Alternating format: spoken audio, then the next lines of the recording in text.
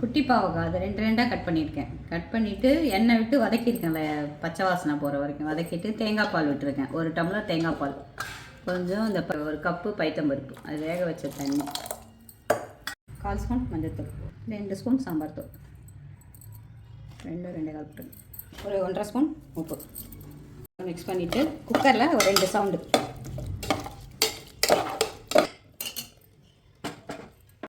ஒரு 2 சவுண்டு வேகும். குட்டி பாவக்காய் வந்து வதக்கிட்டு வேக போட்டோம்னா நல்லா வந்துடுது. காரம், உப்பு, தேங்காய் பால் சூப்பராக வந்துடும். இப்போ வேக வச்ச பருப்பு ஊற்றணும். பருப்பு ஊற்றி ஒரு நல்லா 2-3 நிமிஷம் கொதிக்கணும். பருப்பு, வரப்பு, காயெல்லாம் சேர்ந்து கொதிக்கணும். ஒரு 3 நிமிஷம் நல்லா கொதிச்சிட்டுன்னா ஒன்று போல் வரும். அவ்வளோதான், ரெடி. தேங்காய் நான் 2 ஸ்பூன் விட்டுருக்கோம். பருப்பு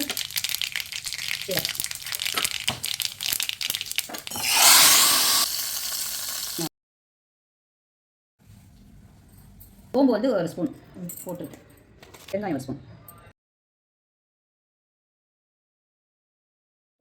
வெங்காயம், கொத்தமல்லி, இஞ்சி பூண்டு இடிச்சு, வெங்காயம், பச்சை மிளகா, இஞ்சி பூண்டு இடித்தது, கொத்தமல்லி போட்டிருக்கோம். போட்டுட்டு எல்லாத்தையும் ஒன்றா மிக்ஸ் பண்ணுறோம். மிக்ஸ் பண்ணிவிட்டு பகோடாவை குட்டி குட்டியாக பொரித்து பாவக்காய் கூட்டில் போட்டால் பாவக்காய் பிட்டில் ரெடி. பருப்பு வந்து ரொம்ப தண்ணி இல்லாமல் நல்லா இந்த மாதிரி அரைக்கணும். ஏன்னா வெங்காயம் தண்ணி விடும். அதனால் வந்து தண்ணியே இல்லாமல் வடிகட்டி வச்சுட்டு ஒரு 10 நிமிஷம் கழித்து தண்ணியே இருக்காது, ட்ரையாக நல்லா கோஸாக அரைச்சி வச்சுருக்கேன். பருப்பு இல்லாமல் நல்லா ஒன்று போல் இந்த மாதிரி குட்டி குட்டியாக பகோடா ரெடி பண்ணிட்டா எண்ணெயில் போட்டு எடுக்க ஈஸி. இந்த கடலை மாவை வந்து நம்ம குட்டி குட்டி பகோடா உருண்டையாக உருட்டிக்கணும். உருட்டிட்டு எண்ணெயில் போட்டு பொரித்து எடுத்து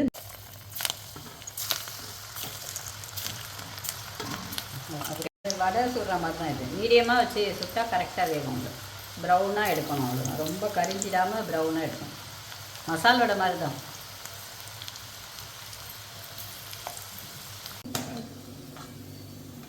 பகோடா போட்டோம்லேயே அது நல்லா ப்ரௌனாக இருக்குது, கோல்டன் ப்ரௌனாக.